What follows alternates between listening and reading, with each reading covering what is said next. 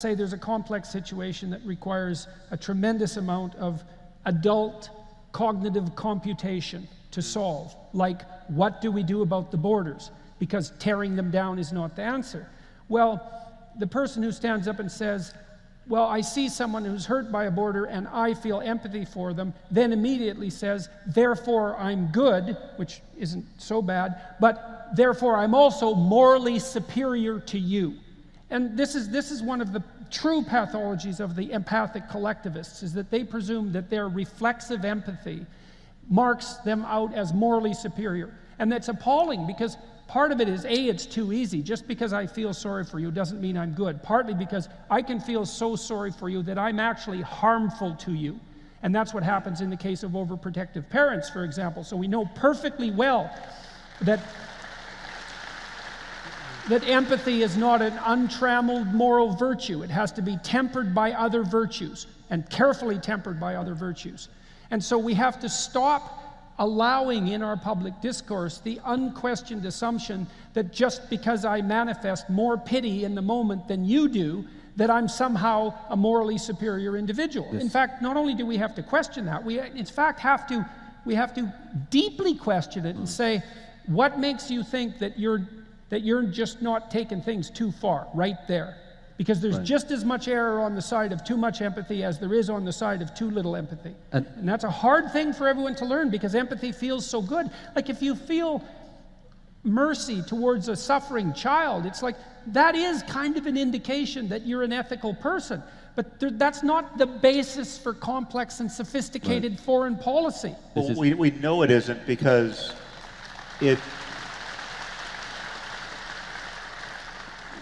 we know our empathy diminishes in an almost linear way with the numbers of people to empathize with, right? So we spoke about this one night in Vancouver, but this has been tested, where if you tell someone about the plight of one little girl, you will elicit the maximum empathic response and the maximum of an altruistic response. They'll give the most amount of money they're going to give to any cause to one compelling story to save one little boy or girl.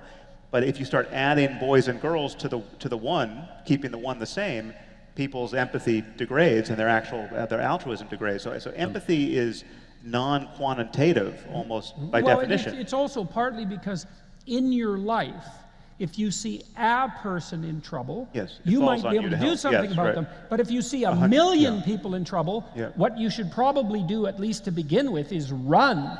And I mean, what are you going to do? Maybe you could give $1,000 to one person, but if you divided that up among a million, all that would happen would you would have no money, and they wouldn't be any better off. But this is to say that so much of moral progress today entails unhooking from the highly salient empathy-driving story and connecting with the actual quantitative reality, to learn that it's 500,000 people dying every year from heart disease or whatever it is, or there's 500,000 people dying in this famine.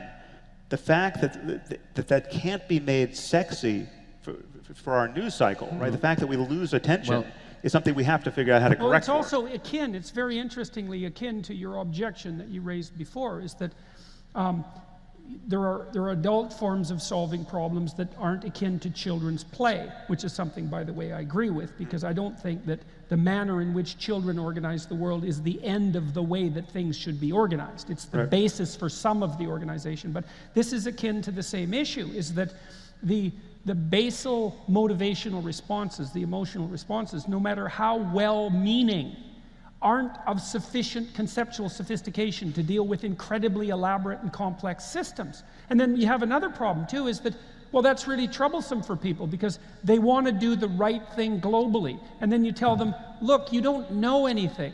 You don't know how to take this insanely complicated system that we have and improve it. And just because you're feeling pity doesn't mean that you're an expert in the retooling of hydroelectric systems, for example. And there's one straightforward way to do that. I mean, I'll give you an example. There's a brilliant Kurdish demographer who's a Swedish citizen now, who cited this fact that it costs the same amount to bring one refugee and keep them in Sweden as it does to look after 100 refugees in Jordan, Turkey, or Lebanon. Okay. So the obvious thing from that is you say, look, it's madness then to be, for instance, bringing in thousands of refugees to Sweden. You could be looking after hundreds of thousands of people in the region.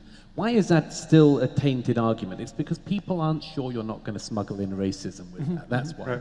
I think, are you sure you're not just coming up with this demographer Right, stuff in order to... It's like you're smuggling in Hitler, like Yeah, the exactly. religious type smuggle in Jesus. You're going to start with NGO figures, and before we know it, it's Auschwitz. That's what they think. Right. But here's the thing.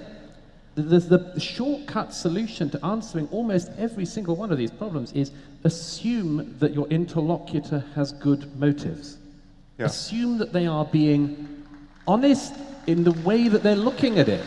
And that's why I have say... a comment about that. Okay, so this is something I deal with in my clinical practice all the time. Okay, so imagine that you're naive.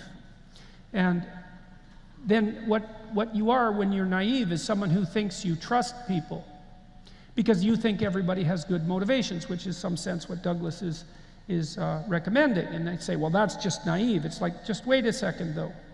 Because here's the developmental pathway. First, you're naive and you trust everyone. And then someone cuts you off at the knees.